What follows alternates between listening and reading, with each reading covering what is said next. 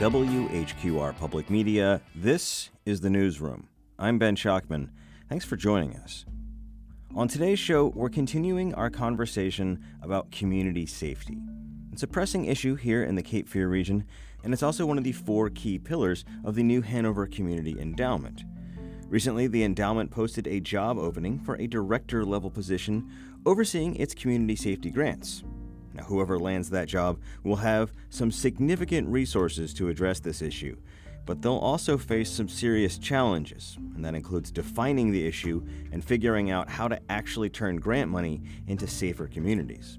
In the meantime, there are plenty of people already doing the work, and this year I'll be sitting down with as many of them as I can.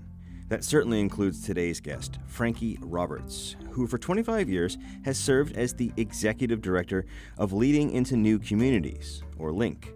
As you'll hear him say, Frankie was inspired by his brother Marvin, a Vietnam veteran who struggled with heroin and was eventually incarcerated. After Marvin got out, he fell deep into addiction, and the brothers' relationship suffered.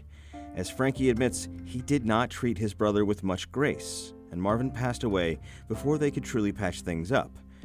That's a tragedy, but it's also the seed of Frankie's work to help others trying to stick the incredibly difficult landing coming out of prison. That work is a tribute to Marvin, and one of LINC's flagship projects bears his name, the Marvin E. Roberts Transitional Living Campus.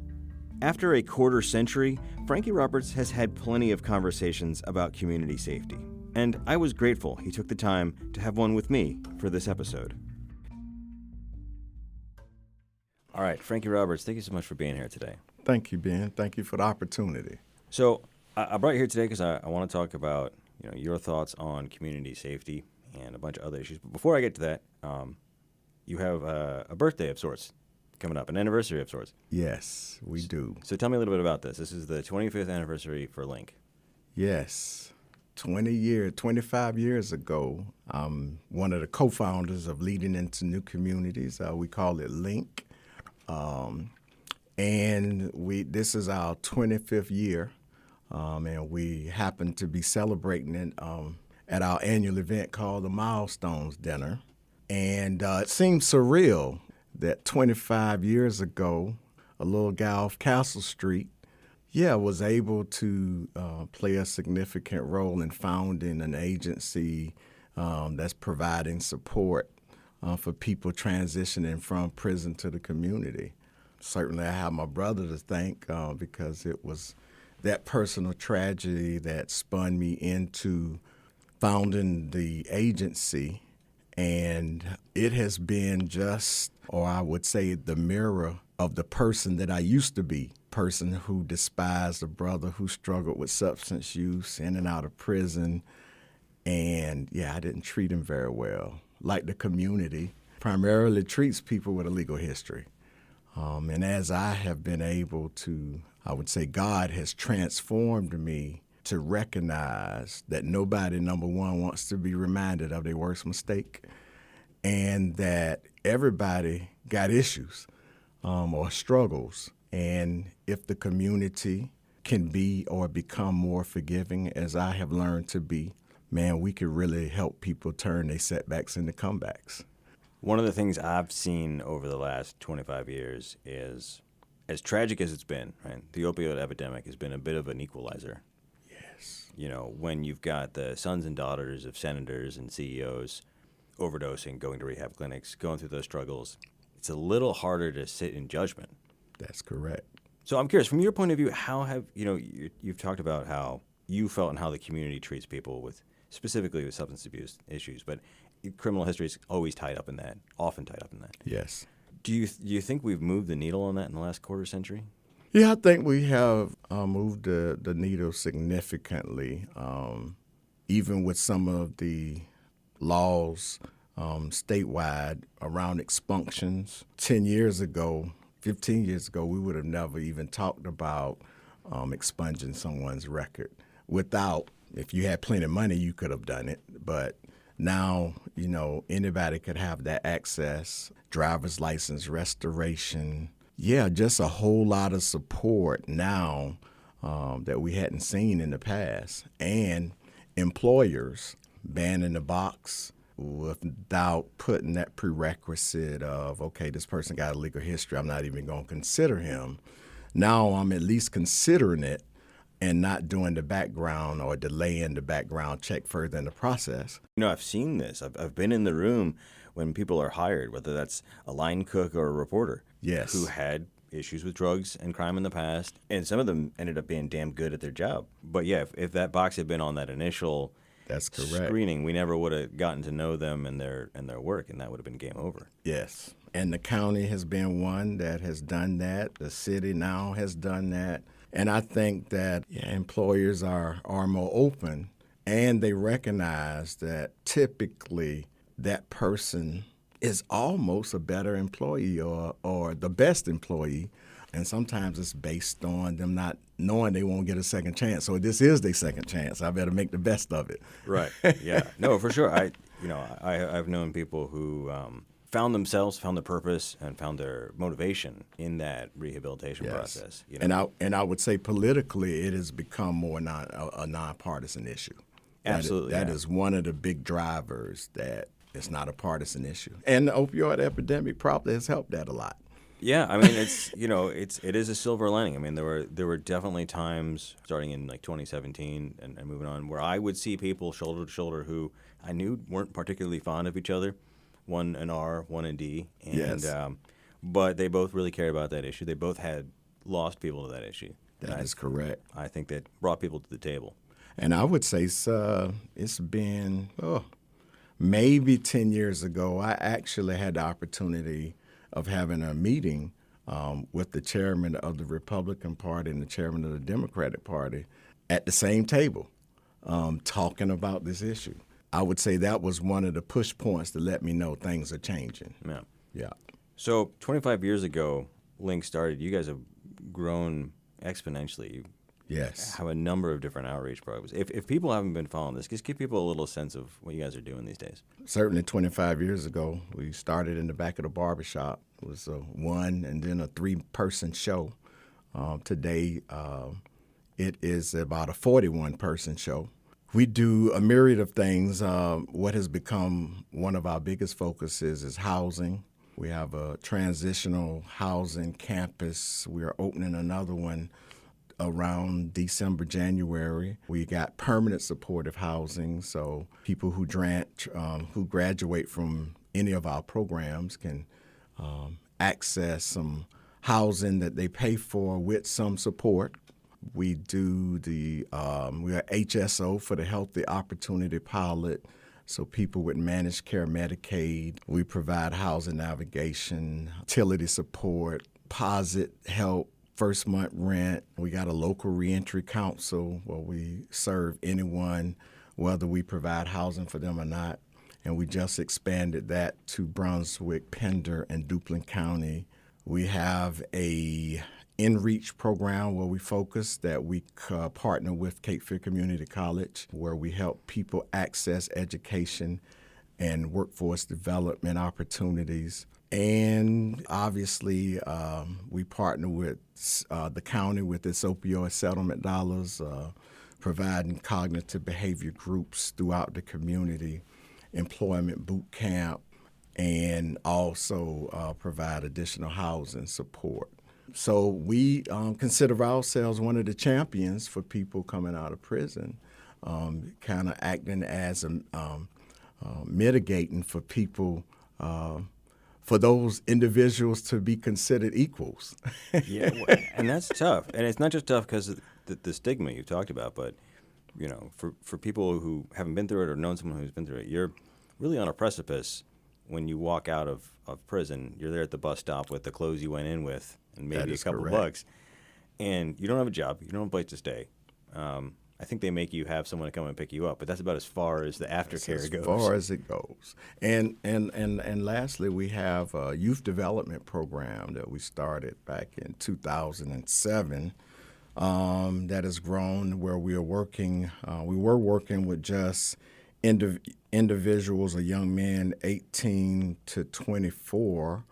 But now we're working with both males and females, typically from almost kindergarten through 30 years old. Fortunately, we have been blessed that the city donated us a decommissioned fire station that we're turning into a boarding school for 15 to 18-year-old young men, where they'll get a technology or light construction trade as well as a GED. It's designed for dropouts for individuals, and we just recently started the construction on that project. That's going to be a big one for us because our community, and as we will probably discuss in public safety, when young men that age get off track, it's really nothing to long term to get them back on track. And so that's what we hope to fill that void, at least for a few individuals. And this boarding school, this really is kind of wraparound, like they're. Yes. It's a place to sleep, it's a place to eat, it's a place to work, place to study. All of the above. Yeah. And after 14 months, we believe that these young men will set an example for other young men to show them that it's possible to restore that hope that the sky's the limit. And as a young man who has been raised in this community, if not for a set of parents and I was going to say a strong upbringing, K through 8th grade, I always say that really what, in some cases I would say kind of set me apart, that I didn't become that same kid in the inner city that saw the ceiling, saw the hopelessness, and wasn't able to thrive. I always say that was, I missed that. I see so many other young men like me that just couldn't make the turn because they didn't have the same opportunities that I had. I think I grew up in a generation where there was a lot of discussion. I was in elementary school when Reagan was president, so there was a lot of, it felt like moralizing to us, yes. Where we were talking about, the importance of, doing your homework and going to bed on time, listening to your parents and staying in school. And it turns out, it pains me as an old punk rock kid to say this, but some of that may have been right. Right. And I think as a culture, we've come around from maybe a very light touch on this issue to maybe taking a deeper look at just how hands-on you got to be if you want to keep someone on track. Oh man, I raised 3 young folks, and it's a fight now. It's more of a fight, and I'm sure social media has played its role in that. But raising children nowadays, man, it's more than a notion. And you got to fight, man. You got to fight even the school system. And I'm just going to say it like it is. I've had to fight the school system to treat my child equally. Yeah. And, I think that is sad within itself. But, some people, sometimes people don't see that they might favor one ethnic group over the other. And what you see is based on where you sit. And so trying to make things relative, I would say with a lot of the teachers, I was able to make things relative and was able to provide my own development, but also help them see or sit in my seat. And I think with my youngest son, that was the turning point of being able to provide some insight for teachers to say, okay, well, you know what, Frank? Maybe I haven't looked at your son like my son. Yeah. And knowing that, I don't need you patronizing him. I need you, if he turn in garbage, to ball it up and throw it in the trash. Yeah. And just to expect the same things that they would expect of any other child. And I give a lot of credit to teachers who are willing to have that conversation. Yes. It's hard to admit. It is. That no one thinks that they're I don't want to say the word on the radio, but no one thinks that they're the bad guy. Sure. Right. But, sometimes, you have, it's not even, you're not even aware of it. That is correct. It's just, until someone else kind of frames it for you. So we've got to take a quick break, but when we come back, I want to talk about the issue du jour, community safety. You're listening to The Newsroom. I'm Ben Schachtman, here with Executive Director of LINC, Frankie Roberts, and we'll be back in just a few moments. Stay with us.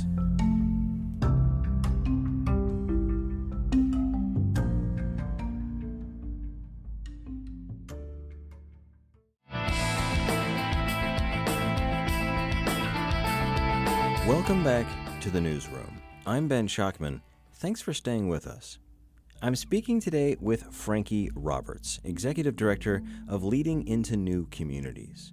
We've touched a bit on how LINC's work has evolved over the years, but I also wanted to get into an issue that's been very much on people's minds lately, and that's community safety. Let me back up a little bit here, and because we mentioned public safety, and I know you think about this a lot, so I'm curious, from your point of view, whether you call it public safety or community safety, what does that mean to you?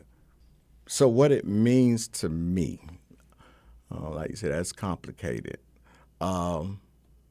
It means where people in all zip codes feel that they are safe and can go outside and sit on the porch, have your kids play on the playground, and feel good about it and not think that they are unsafe when that happens.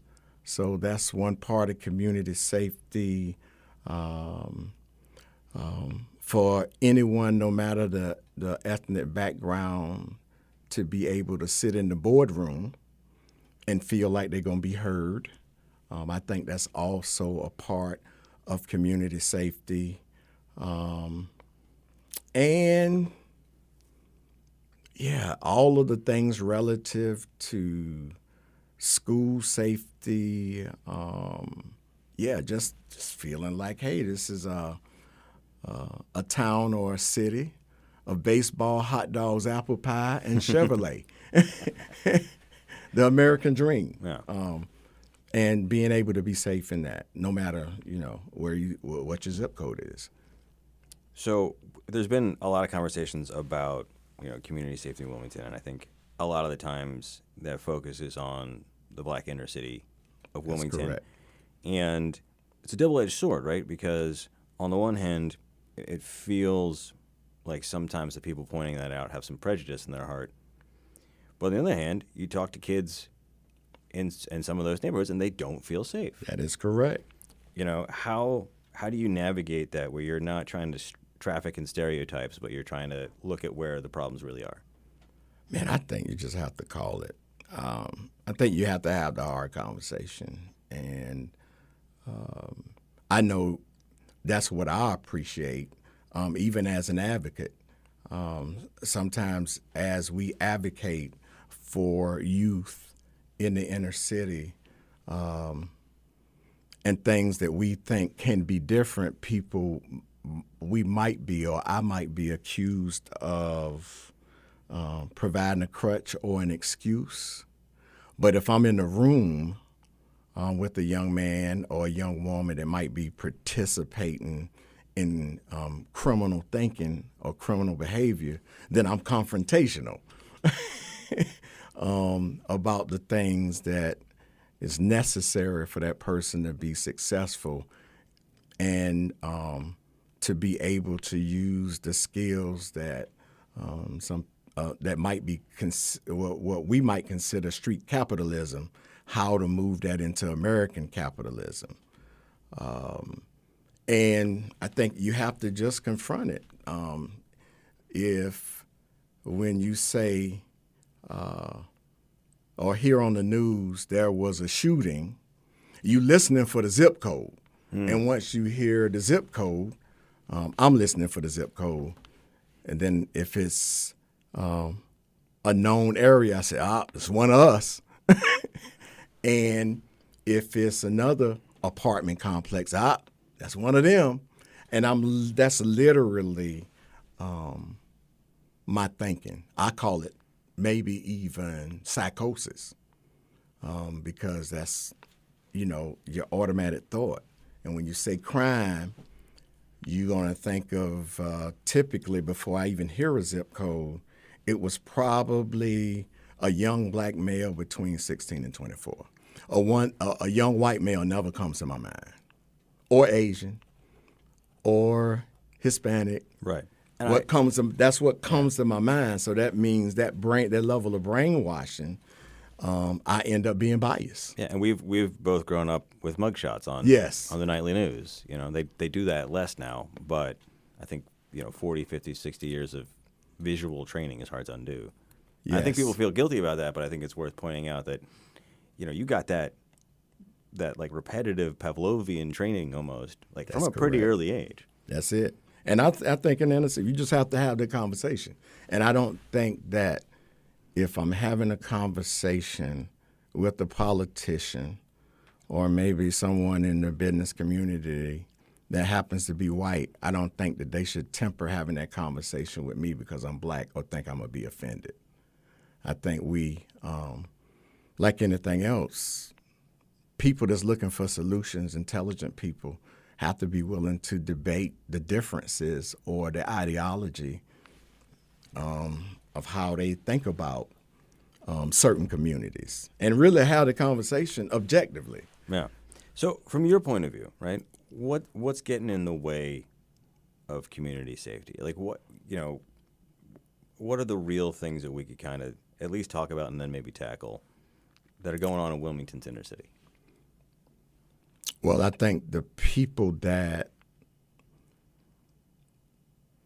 are having that conversation that might have a level of that might be able to control it or influence it don't have any idea what the solutions look like.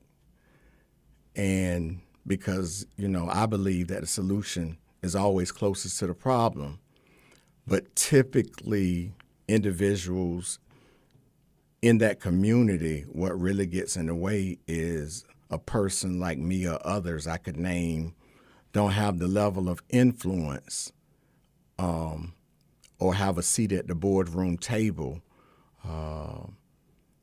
that might have some jurisdiction over policies that could change it,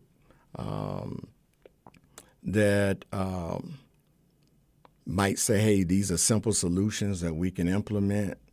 Because what I have found is that when I'm at the boardroom table, individuals don't understand, then won't ask questions, and are full of assumptions that typically is not steeped in reality. Mm. And so I think most of the times that's what get in the way, because the people with the solutions can't access the power or the influence to change even their own reality.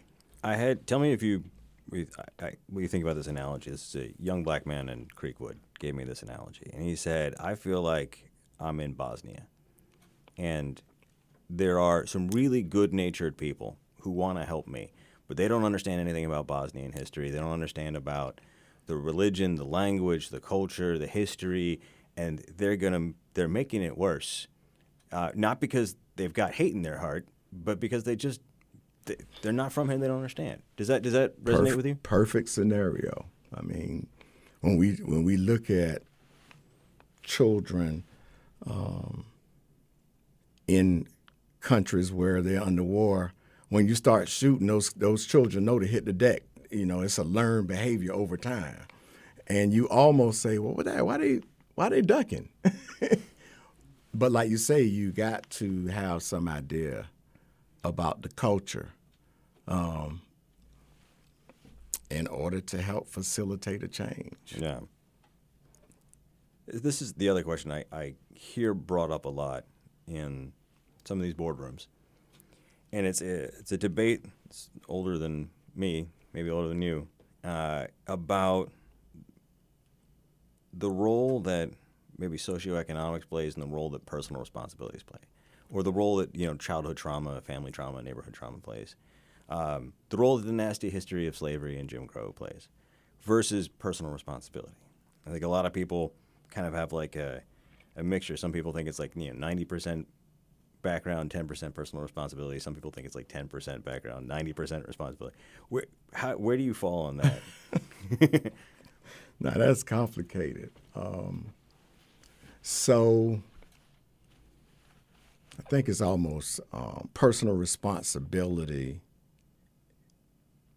is a bell whistle as well as working hard. I think that is always kind of a phrase that's used in order not to be able to work with me to do the heavy lifting. Bootstrap yourself. Yeah, because people used to say when I was running for office, Frank, you got to work hard like me. And I'm saying, okay, all right. So I didn't understand that. That was what my parents used to always say. They got to work hard.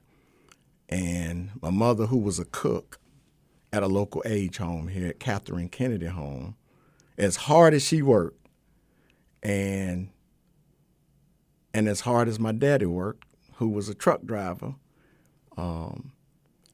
I was saying, if people say your parents need to work hard, they obviously work hard than most of the people that I knew who might have been, of another ethnic group. But it was always, they used to use that to justify how we lived if we were poor, and not justify and not be able to accept responsibility. Well, maybe if I had different policies, or if I provided opportunities that typically they controlled, and when I say they, I'm talking about the system, that maybe they might be better off when they went and tried to get a second home as an investment home, and the banker gave them every reason in the book that, we're not going to be able to provide you this loan.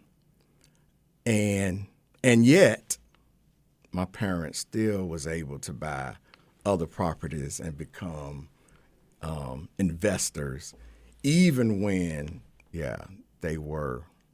Yeah, so I don't ever buy into personal responsibility. However, there are some folks, I think personal responsibility and all those pieces are wrapped into the fabric of your upbringing. And I do think a lot of the people that we serve haven't had that opportunity.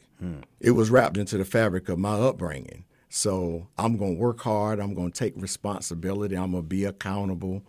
And in turn, I'm going to teach my children that same principle, even when I have reasons or have felt that, man, I'm just going to give up, man, because I'm not going to make any headway. And I think I shouldn't miss personal responsibility from hopelessness. And I think some people just become hopeless, but I got to be able to discern whether the person is hopeless or whether he is not willing to be accountable or practice personal responsibility.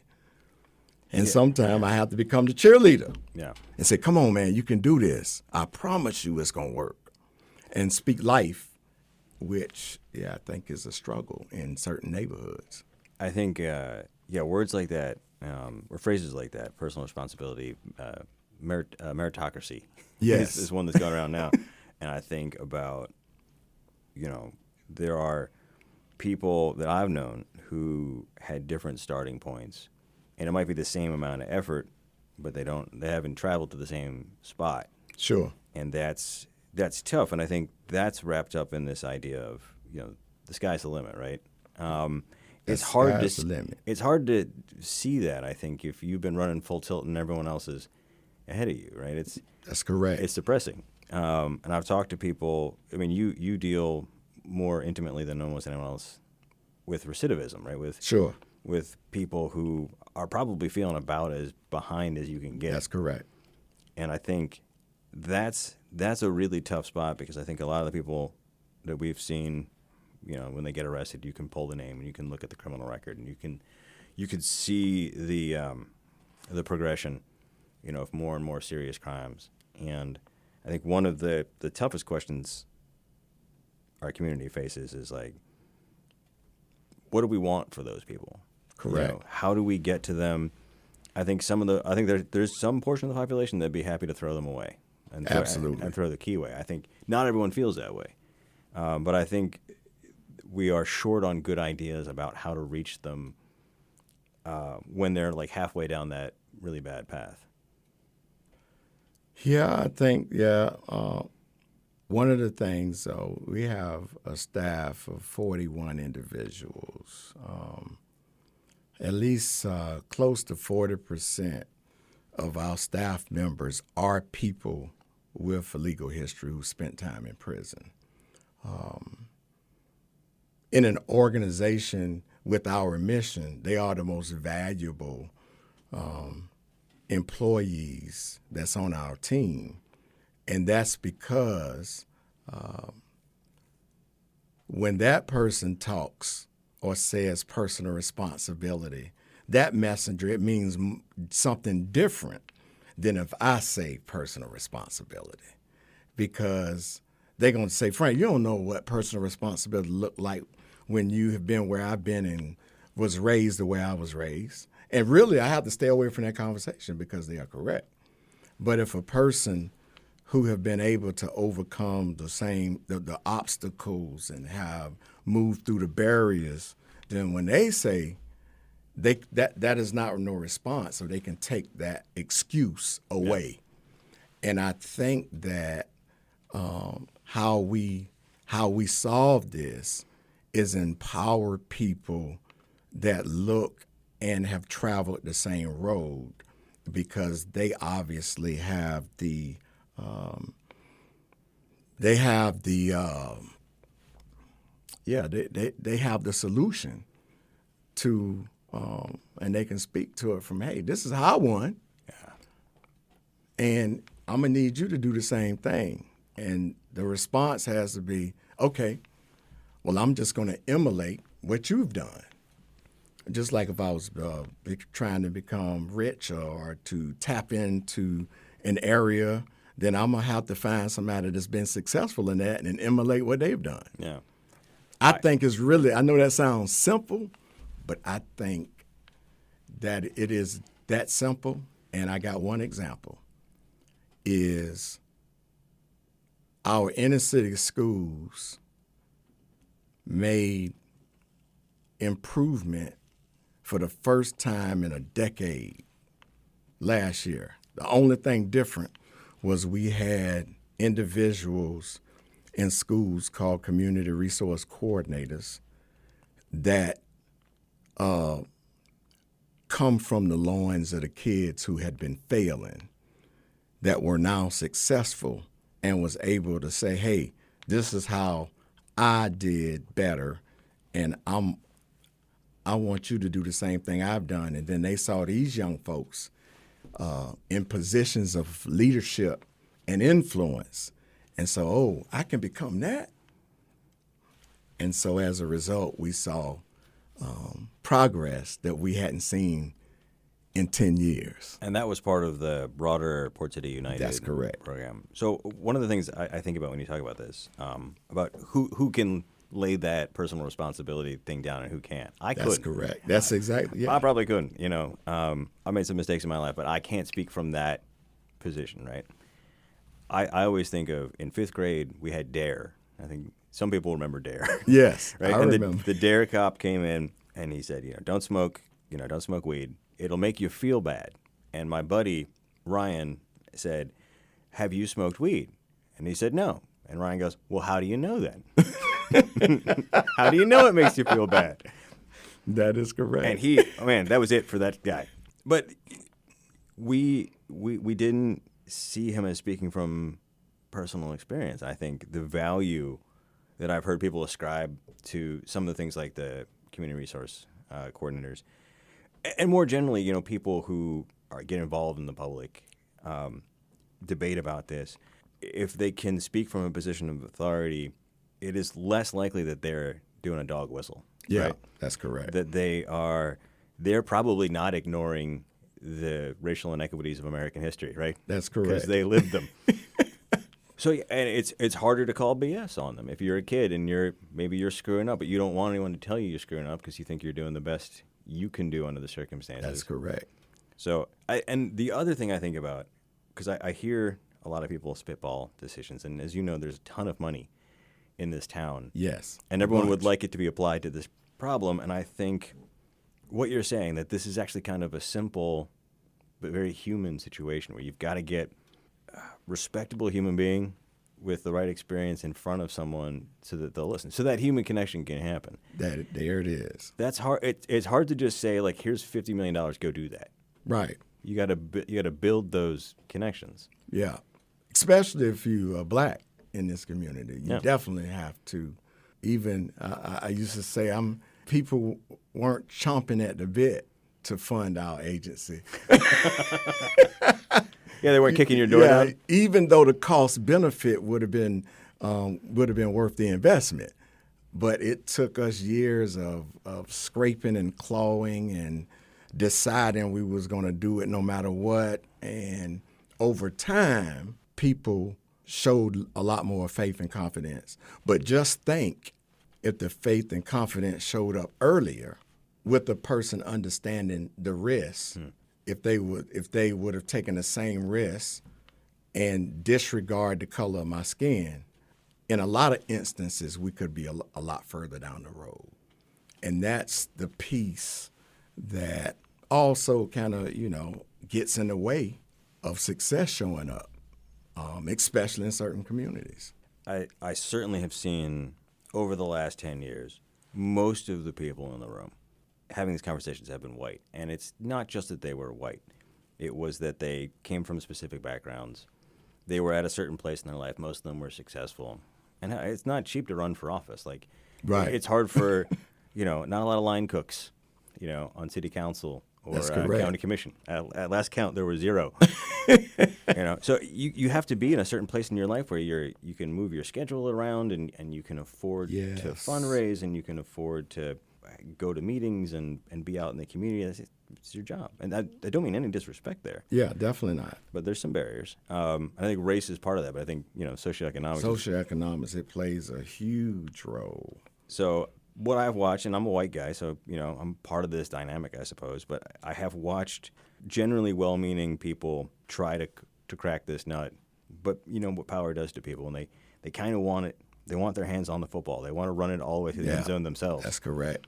So that seems like that's been a stumbling block, not just for LINC and for you, but for a lot of programs. Yes, absolutely. All right. Well, we need to take one more quick break, but we'll be back in a few moments with more with Frankie Roberts, Executive Director of LINC.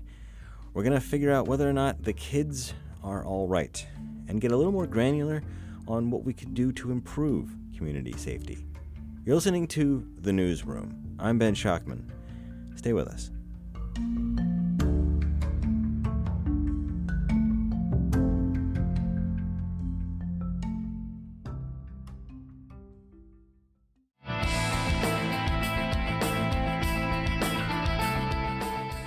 Welcome back to The Newsroom. I'm Ben Schachtman.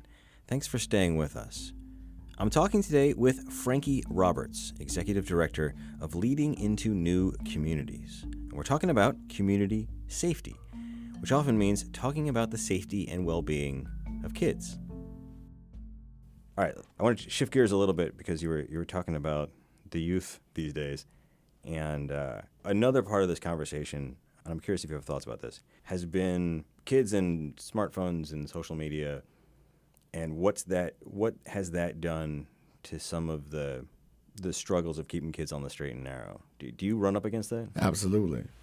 When you're a social media person and just always attached to the phone, number one, in my humble opinion, we've found that youth cannot communicate effectively. So you mean like you might be able to tweet and text, but you sit down with a person across the table, cannot communicate effectively, and you definitely can't mitigate any conflict that you might have with another person. So we find, that that stands in the way, but it also stands in the way, in my humble opinion, of the school system not being effective because they hadn't made the transition. They've still been operating on a factory model since schools were created. And when you have youth that, number one, have got access to information, I think the schools need to be designed as such. I know they've gone to tablets, but I think when you really look at how to maybe use technology and engage students more, provide them with more information or challenge them a bit more, I think we would see a different set of youth. So I think it's crippling the youth, and when systems like schools don't exercise that access to benefit the youth, I think it's just as challenging. Interesting. And so certainly we run up against it. And people that we serve that's coming out of prison, they behind the curve. Oh, my God. Right. When they can't access or navigate social media, because there are some companies, that's the only way they do business, or you can even apply for a job. So it's a double-edged sword. But as far as young people, if I could put them on a no technology or no phone fast at least once a week, I think it would help. Because the other piece, and me and my son talk about this, and he has acknowledged, because he worked with youth himself, I say, Malik, no teacher in a school or no parent can keep up with the level of engagement that a phone provides. So you're going to easily get bored because you then now expecting a parent or a teacher to keep up with the level of entertainment and engagement that that phone provides. And it's impossible. Right. It's a multi-billion-dollar industry to design the most entertaining algorithm that's custom built for you. And it's teaching you what to think and not how to think. Yeah. And that's what I see is the biggest deficit with young folks. They don't know how to think on their own and come up with critical solutions that they're going to need in order to compete in a global society. So one more question about community safety, and I know we've talked about this in the past, but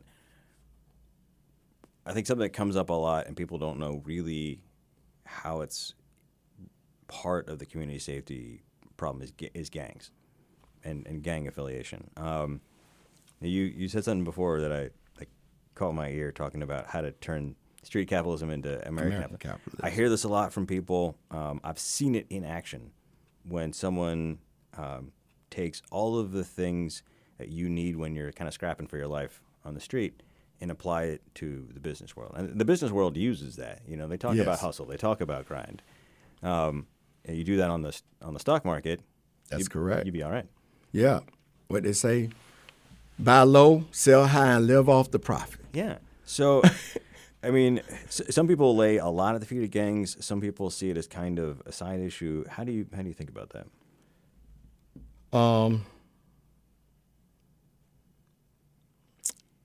I think that those type of street organizations, and I want to say that George Taylor probably had a great idea. The True Colors founder. Yes, yeah. I think he had a great idea. I don't think he was the right person. And that's purely my opinion. And based on just a lot of conversations I've had with him. And some of the young men we worked with that were in True Colors, they were saying that was the first time they were taught business acumen that resembled or resonated with them because it was no different than street capitalism. That, and being able to use the right tools to move from street capitalism to American capitalism. They needed to be shown how to navigate the business world. We call it, even with our youth program, navigating middle-class culture. And if you can navigate business, you typically, if you have been in certain organizations, you do have the skills. You just didn't know that they were transferable. Yeah. I heard someone describing going from, his words, not mine, but going from the hood to the burbs, right? Yes. As moving to a different country. That is correct. You can go and visit, you can move there, you can get residency there, and you can become a citizen there, but you do have to learn the language and the culture. It's no other way to put it. Yeah. But it's possible. Yeah, that is absolutely. And so that's what, when we look at, gangs, our first line of defense is always start working with the development and meeting a person where they are. So in the neighborhood that I grew up in back in the day, and some of the neighborhoods today, selling drugs or being a part of a family, no matter what the mission is, was my plan A. Because a lot of times that is the plan A, is to sell drugs.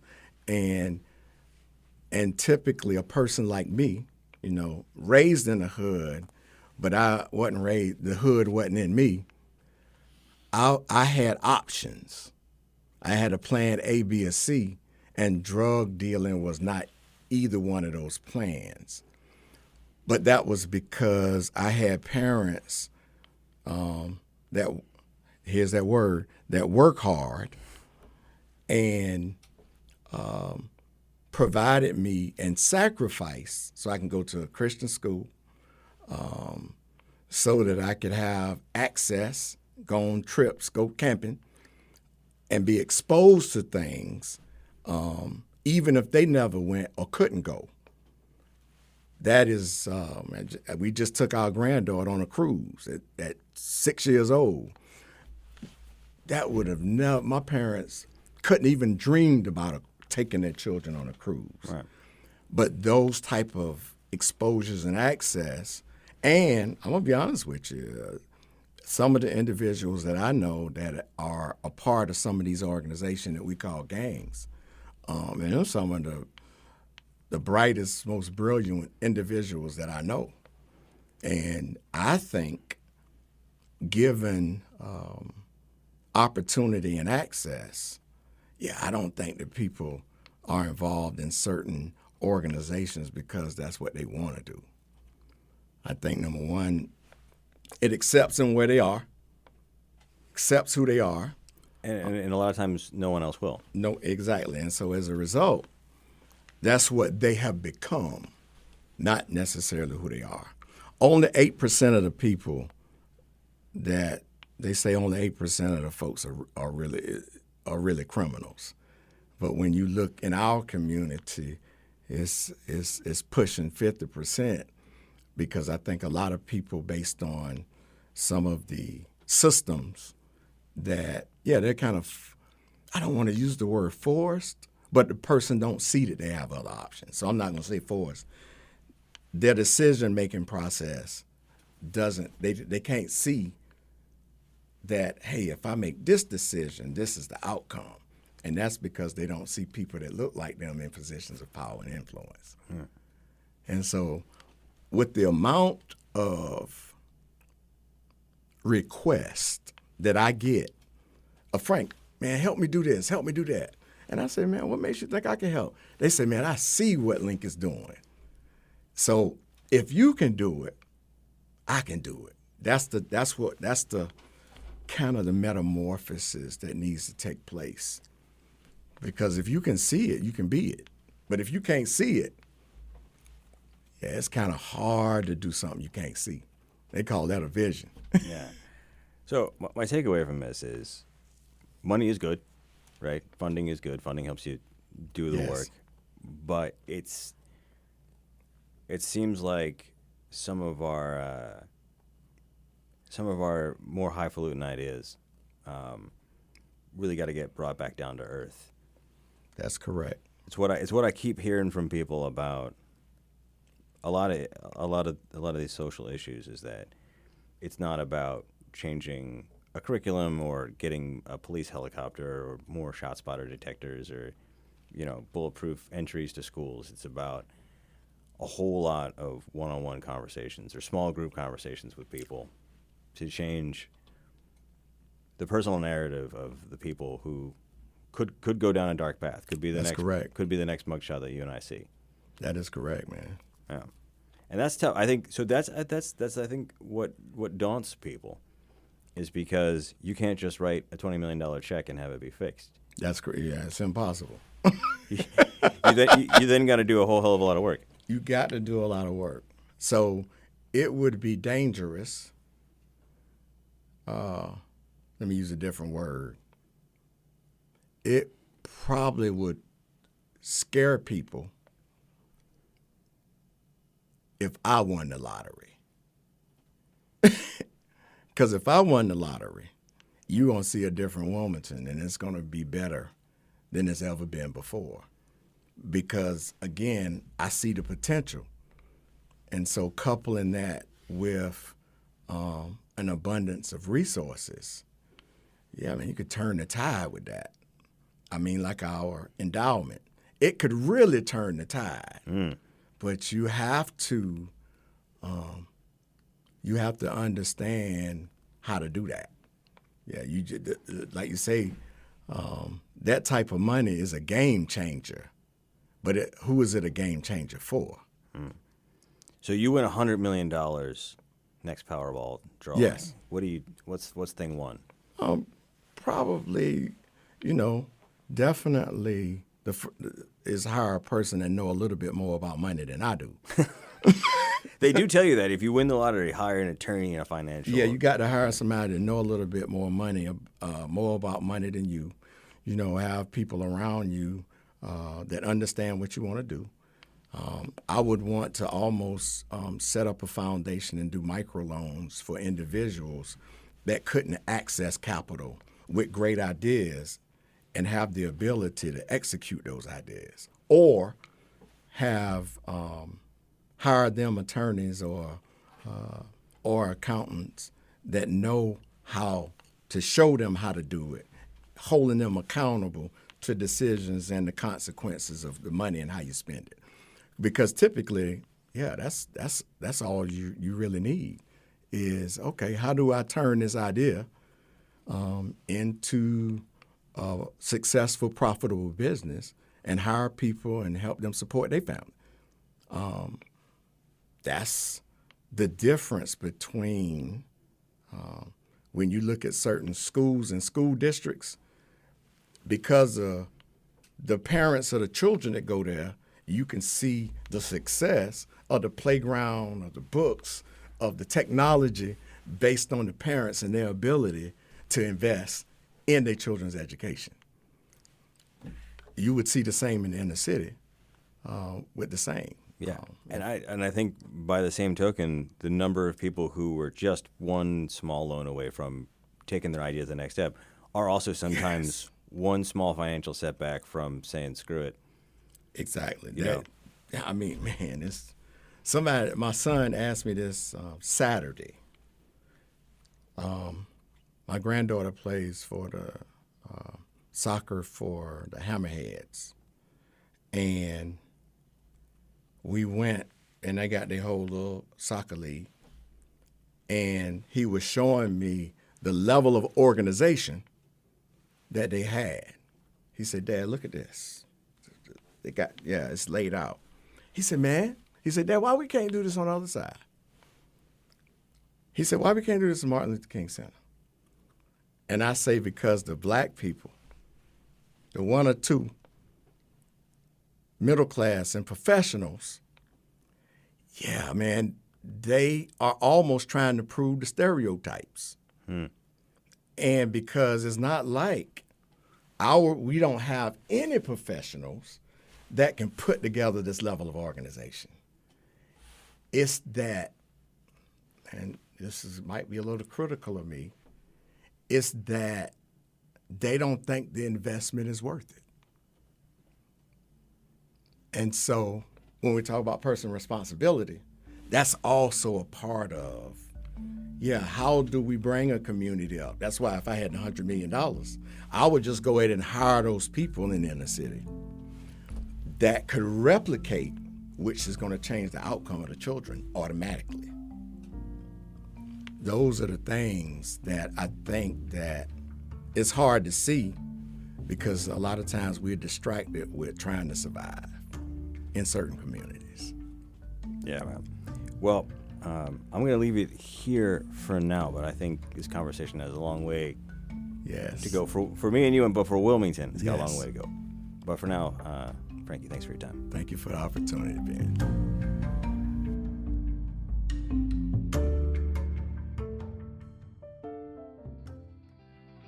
All right. Well, that's all the time we have for this edition of The Newsroom.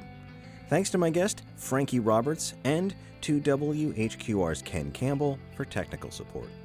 Music for this episode came from If These Trees Could Talk and from Blue Dot Sessions. If you missed any part of this program, you can find it at WHQR.org or as a podcast, pretty much everywhere you can find podcasts. If you have comments, concerns, or an idea for a future show, email us at newsroom@WHQR.org. I'm Ben Schachtman. Thanks for listening, and I hope you'll join us for the next edition of The Newsroom.